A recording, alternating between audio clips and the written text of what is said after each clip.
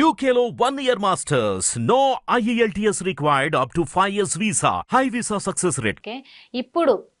ఇప్పుడు తెలంగాణ రాష్ట్రంలోనే ఒక హాట్ టాపిక్ గా మారింది హైడ్రా బృందం అనేది ఇప్పుడు చాలా దూకుడు పెంచిన విషయము. దీనిపైన చాలా మంది ప్రజలు కూడా ఉత్కంఠంగా కూడా ఉన్నారు. మొన్ననే చూసుకున్నట్లయితే 4 రోజుల క్రితమే హీరో నాగార్జున ఎన్ కన్వెన్షన్ కూడా హైడ్రా వాళ్ళు కూల్చివేయడం జరిగింది. హీరో అయితే ఏముందమ్మా, హీరో అయితే ఆయన ఇప్పుడు ఆయన 16 ఎకరాలు ఉంది, 3.5 ఎకరాలు కబ్జా భూమి చెరువుదని చెప్పి ఉంది, కూలగొట్టడం తప్పేముంది? అది అంటే దీని మీద టాక్ ఏమొస్తుందంటే ఏ టాక్ వచ్చినా గవర్నమెంట్ రూల్ ప్రకారం వెళ్తుందమ్మా. ఇప్పుడు రేవంత్ రెడ్డి గారు ఆయన ప్రజల మనిషి, ప్రజలకు సీఎం, ఆయన మీ చుట్టం కాదు, మీ దోస్తు కాదు. నెక్స్ట్ టార్గెట్స్ ఏముండవు. ఏ పార్టీ కానివ్వండి, కాంగ్రెస్ పార్టీలో ఉన్న కూలగొట్టాల్సిందే. గవర్నమెంట్ ఒకసారి ఆర్డర్స్ ఇష్యూ చేసిన తర్వాత టార్గెట్ ఇప్పుడు మరి కేటీఆర్ అంటారా లేకపోతే ఓవైసీ ఎందుకంటదండి? ఇప్పుడు కేటీఆర్ గారు ఫామ్ హౌస్ వాళ్ళ ఫ్రెండ్ దట 5,000 లీజ్ తీసుకుండట. ఇప్పుడు కూలగొడతామంటున్నావు, నాది కాదు మా ఫ్రెండ్ అన్నాడు అంటే అందరికి తెలియదా? ఫామ్ హౌస్ 5,000 మనం లీజుకి తీసుకుంటే నేను కూడా తీసుకుంటాం, తీసుకోలేమా? నీకు నెలకి 20-25,000 జీతం వస్తుంది, నేను 50,000 సంపాదిస్తున్నా, అట్లాంటి ఫామ్ హౌస్ తీసుకోలేమా మనం? ఇవన్నీ ఎవరి చెవులో కాలీఫ్లవర్లు పెడుతున్నారు వీళ్ళు. ఎందుకంటే అదే కేటీఆర్ అదే మాట్లాడుతున్నాడు కదా అందరు. ఇప్పుడు పల్లెరాజేశ్వర రెడ్డి గారు కాలేజీల గురించి వాళ్ళకి టైం ఇస్తుండ్రు, రంగనాథ్ గారు, ఎందుకంటే వాస్తవం అది కబ్జా అయినా కూడా ఆ కాలేజ్లో స్టూడెంట్స్ ఉంటారు, వాళ్ళకి కొంచెం ఇప్పుడు ఓవైసీ వారికి కూడా కొంచెం టైం ఇచ్చారు. ఇమ్మీడియట్గా కూలగొట్టడానికి ఇప్పుడు కన్వెన్షన్ హాల్ అంటే ఫంక్షన్ ఇంకో దగ్గర పెట్టుకుంటారు, వాళ్ళు పిల్లలు ఇబ్బంది పడతారు కాబట్టి కొంచెం టైం. కన్వెన్షన్ గురించి ఒక్క ఇది అంటే అడగొచ్చో లేదో తెలియదు కానీ నేను అడుగుదాం అనుకుంటున్నా. ఎందుకంటే ఇప్పుడు ఆ కన్వెన్షన్ లో చాలా మంది కూడా ఉపాధి చేసుకుంటూ బతుకుతున్నారు, మరి వాళ్ళ గురించి ఒక్కసారి. అవునమ్మా, నేను ఒకటి అడుగుతాను, నేను కూడా ఈ మాట నేను అడగాలనుకున్నాను.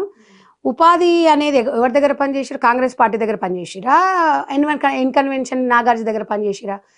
మీడియా వాళ్ళని వచ్చి వీళ్ళు అక్కడ ఉన్న వర్కర్లు గవర్నమెంట్లో ఎట్లా అడుగుతారమ్మా? మీ ఇల్లు ఏమైనా కూలిపోయినాయా? మీ వరద బాధితులు మీ ఏమైనా నష్టపోయినరా? నష్టపోయినప్పుడు గవర్నమెంట్ బాధ్యత వహిస్తుంది. మీరు పనిచేసింది నాగార్జున దగ్గర, మీరు నాగార్జున అడగండి. 14 ఏళ్ళ నుంచి 15 ఏళ్ళ నుంచి వెట్టి చాకరీ చేసిరు మీరు, 3,000 నుంచి ఇప్పుడు 17,000 అంట. మీతో వెట్టి చాకరీ చేయించుకుండు, 1,000 కోట్లు ఉన్నాయి, 4,500 కోట్లు సంపాదించిండు. వాళ్ళందరికీ అది చూపించాలి, ఆయన దారి చూపించాలి. మమ్మల్ని అడిగితే మేమేం చేస్తాము? అంటే అదే రోజు ఆ కన్వెన్షన్ కాకుండా ఆ చెరువుకి దగ్గరలో ఉన్న పేదవాళ్ళు గుడిసెలు వేసుకొని ఉన్నారు అక్కడ, అవి కూడా కూల్చేయడం జరిగింది. అమ్మా ఒక్కటి చెప్పనా మీకు, ఖాళీ స్థలాలల్లో ఇప్పుడు నీ స్థలం ఇది కాదని చెప్పేసి నువ్వు అక్కడ ఇల్లు ఎట్లా కట్టుకుంటావు చెప్పు? నేను ఒక మాట అడుగుతా, నీకు అంత ధైర్యం ఉంటుందమ్మా? ఊరికేనే మాట్లాడొద్దమ్మా, వాళ్ళు చెప్పుంటారు పోలీసు వాళ్ళు ఖాళీ చేయమని. డైరెక్ట్ సినిమానే అమ్మ, ప్రతిఘటన సినిమానే మొత్తం పడేయడానికి. వీళ్ళు మాట్లాడేటప్పుడు వాళ్ళకి చెప్పుంటారు, చెప్పినా వినరు కదా కొంతమంది. అది లా అండ్ ఆర్డర్ అమ్మా, అది గవర్నమెంట్ చూసుకుంటుంది, కాంగ్రెస్ పార్టీకి సంబంధం ఉండదు. ఇప్పుడు మీరు అక్కడ ఖాళీ ప్లేస్ ఉందని కబ్జా చేసి ఊరుకుంటారా? మీరు నేను ఉన్నాం అంటే అక్కడ ప్రజలు ఏమంటున్నారంటే మాకు ఎక్కడ ఉండాలో తెలియలే కాబట్టి ఇక్కడ మేము వేసుకున్నాం, ఇప్పుడు మేము ఎక్కడ బతకాలి? మళ్ళీ ప్లేసెస్ ఉంటాయి. ఇప్పుడు గతంలో మనకు చూపిలేదమ్మా. ఇప్పుడు దారి చూపించాలంటే గవర్నమెంట్ టైం ఇవ్వాలి. మీరు ఎక్కడ బ్రతకాలనో తెలియదు అని చెప్పేసి ఏడ ఖాళీ జాగా ఉంటాడా, నాకు ఇల్లు లేదని చెప్పేసి బంజారాహిల్స్లో మస్తు ఖాళీ ప్లేసులు ఉన్నాయి, మరి నేను ఆక్యుపై చేసి ఊరుకుంటారా? చెప్పండి. మరి నాకు ఇల్లు లేదండి, నేను ఆడ గుడిసి చేసుకుంటా, ఒప్పుకుంటుంది అట్లా సమాజం? మాత్రము ఇప్పుడు హైడ్రా కమిషనరు కొన్ని వ్యాఖ్యలు చేస్తూ ఉన్నారు, అంటే అవి మాత్రం చాలా సంచలనం సృష్టిస్తున్నాయి. కొంతమంది కాంగ్రెస్ కార్యకర్తలు ఒక 10 మంది మరి సీఎం రేవంత్ రెడ్డి గారి దగ్గరికి వెళ్ళి హైడ్రాని నిలిపివేయాలి అని చెప్పి, హైడ్రా అనేది నిలిపివేయడము కాంగ్రెస్ పార్టీ కార్యకర్తలే అంటున్నట్టుగా తెలుస్తుంది. అమ్మా కాంగ్రెస్ కార్యకర్తలని కాదు, తెలంగాణ రాష్ట్రంలో సీఎం ప్రజల మనిషి అని చెప్తున్నా. కాంగ్రెస్ వాళ్ళుగా ఆయన డైరెక్ట్ చెప్పిండు, నాది ఉంటే నాది కూడా కూల్చేయండి అన్నారు. ఇది ప్రజల సొమ్ము, ప్రజల సొమ్ము కాంగ్రెస్ కార్యకర్తలకు పంచిపెడతారా? ప్రజల సొమ్ము. ఇవాళ ఒక జవాబుదారీ రేవంత్ రెడ్డి గారు, అవును ఇవాళ దగ్గర 48,000 ఎకరాలు. ఇప్పుడు ఈ భూ కబ్జాలు చేసిన వాళ్ళది చెరువులు, ఇవన్నీ కుంటలు, ఇవన్నీ ఇన్ని ఎకరాలు ఉన్నాయి, 48 ఎకరాలు దాదాపుగా చేసిండు. ఎంత కాస్ట్లీ భూమమ్మ మీరు చూసిండు కదా. ఇప్పుడు కోకాపేటలో ఎంత 100 కోట్ల ఎకరం? 100 ఎక్కడన్నా ఉందా? తెలంగాణ వస్తే ఇంత అవుతుంది అనుకున్నామా మనం? ఎవరికి ఇచ్చింది? 100 కోట్లు ఉన్నాడు ఎవడు గొప్పోడు? ఎవడు కొంటాడు? అది బీదోలు కొంటారా? హైడ్రా అనేది కబ్జా చేయడము, తెలంగాణ అస్తిత్వాన్ని కోల్పోవడము, అవన్నీ అస్తిత్వాన్ని కాపాడాల్సిన బాధ్యత కాంగ్రెస్ పార్టీ మీద ఉంది. మీరు దొంగలని మీకు తెలుసు, దాని మీద అన్ని 1,000 కోట్లు సంపాదించిరు, అది కూడా మూల్యం చెల్లించుకోవాలి. లేకపోతే ఇప్పుడు పక్కన ఇక చాలా మంది ఉన్నారు, వాళ్ళు ఎందుకు కూలగొట్టలేదు? అక్రమాలు అనేది కొన్ని ఉంటాయి, మీరు కొనుక్కున్నారు, అది భూమి పట్టా భూమి, ఆ భూమి ఈ భూమి మీకు తెలుసు, మీరు కొన్నారు, మీకు తెలియదు అప్పుడు. కాబట్టి ఇవన్నీ దుర్మార్గమైన ఆలోచన. ఈ హైడ్రా బరిలో ఫస్ట్ గా ఉన్నది అంటే మొట్టమొదటి స్థానంలో ఉన్నది పొంగులేటి శ్రీనివాసరెడ్డి అని ఒక టాక్ వస్తుంది.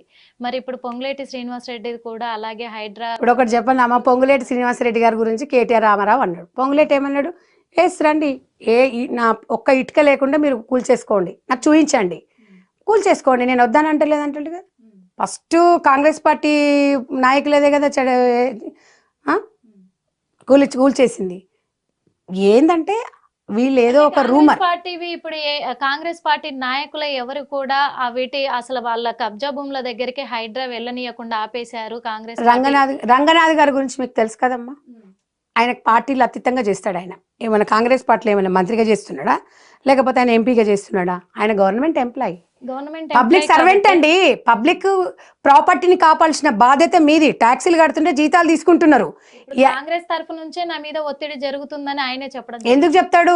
ఇప్పుడు అధికారులకు కొన్ని ఉంటాయి, ఇప్పుడు వాళ్ళు చెప్తారు, కొంచెం అధికారులు ఉన్నప్పుడు ఎవరైనా సరే కొంచెం కామన్గా అది ఉంటుంది. ఏది ఉన్నా ఫుల్ రైట్స్ ఇచ్చిండ్రు గవర్నమెంట్కి, మీరు అన్ని కాపాడాల్సిందే. ప్రజల సొమ్మును కూడా ఏమన్నా ఎవరైనా కబ్జా చేస్తే కూడా బీద వాళ్ళకి పంచి పెట్టాల్సిందే అనేది ఒక కాన్సెప్ట్ను. అది దాని గురించి ఎవరు ఆలోచించాల్సిన అవసరం లేదు. చట్టం పని చేసుకొని పోతుంది, గవర్నమెంట్ పరంగా వాళ్ళు వెళ్ళిపోతారు. దీని గురించి పెద్దగా డ్రామాలు క్రియేట్ చేయాల్సిన అవసరం లేదు. ఎలా ఉంటే అది ముందుకు వెళ్ళిపోతుంది. పొలిటికల్గా పక్కన పెట్టేద్దాం అక్క.